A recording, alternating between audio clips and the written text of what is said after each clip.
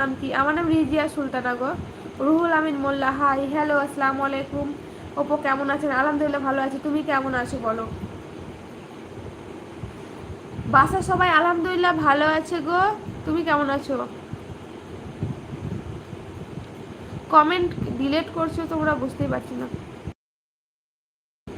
রমজান ভাই, সাভার কেমন লাগে জানি না, গায়ে প্রত্যেক দিন দেখি তো ওয়াক ব্লগ ডেলি ভালো লাগে না, একটু ঘুরিয়ে ফিরিয়ে করেন, তাও কিন্তু সেই একবারই এক চাবি এক। ঠিকই বলেছো ভাই, তার জন্য না। আর ছেলেরা কিন্তু মানে এমনিতেও ব্লগটা অতটা দেখে না, পছন্দ করবে না, ছেলেদের ব্লগ দেখতে ভালো লাগবে না, কারণ এটা তো মেয়েদের সংসারের কাজ বাজ খাওয়া দাওয়া, এই কোথাও যাচ্ছি, এগুলোই ব্লগে থাকে। ডেলি ব্লগ মানে তো তাই বলো, ঘরের কাজকর্ম খাওয়া দাওয়া যা হয় ঘরে সারাদিনে একটা মেয়েরা যা করে, ডেলি ব্লগ মানে কিন্তু সেটাই। আর ছেলেদের এটা সত্যিই ভালো লাগবে না, তো মেয়েদেরকে কিন্তু ভালো লাগতে পারে। যেমন আমি একটা মেয়ে, আমাকে ডেলি ব্লগ দেখতে ভালো লাগে। আমি অনেকেরই বড় বড় ইউটিউবার যারা আছে তাদের ব্লগগুলো আমি দেখি। আমি জানি না যে নাম নেওয়া যাবে কি জানি না, তবে আমি বড় বড় যারা ইউটিউবার সত্যি তাদের ডেলি ব্লগগুলো আমি দেখি। আগে এখন নিজে করছি বলে অতটা দেখা হয় না, অতটা কি আমার দেখাই হয় না, কিন্তু আগে আমি সত্যি খুব দেখতাম ওদের ব্লগগুলো, আমি খুবই দেখতাম। কিছু কিছু জন আমার এত প্রিয় মানুষ ছিল বা আছে এখনও, তাদের ব্লগগুলো আমি প্রতিদিন দেখতাম। আর তোমরা ছেলে যেহেতু তোমাদেরকে ভালো লাগবে না। ঈশা করি, কিন্তু আমার নাম মিতালি না, আমার নাম ঈশা। হ্যাঁ তোমাকে ঈশাই তো বললাম। সিহান খান, আমি ভালো আছি আলহামদুলিল্লাহ, তুমি কেমন আছো?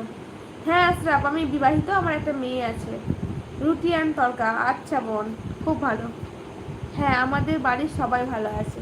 আচ্ছা ভাই আলহামদুলিল্লাহ। একটা কথা বলবো আপু, আচ্ছা বলো।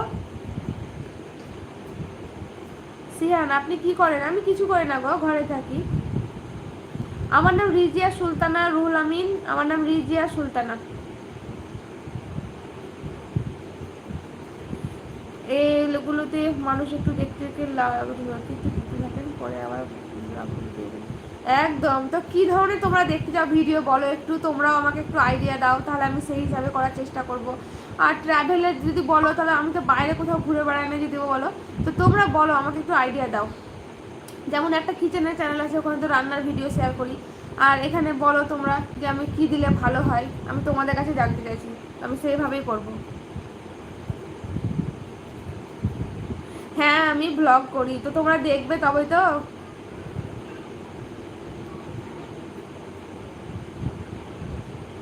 একদম ভাই, সত্যি লাইভে লোক অনেক, কিন্তু দেখো লাইক মাত্র 4টে দেখাচ্ছে।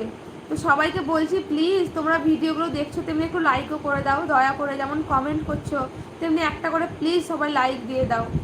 সবাইকে বলছি, আমরা যেমন কমেন্ট করছো তেমনি একটা করে তোমরা লাইক দাও। তোমরা এতজন লাইভে আছো আর মাত্র 4টে লাইক, তো তোমরা প্লিজ একটা করে লাইক দিয়ে দাও।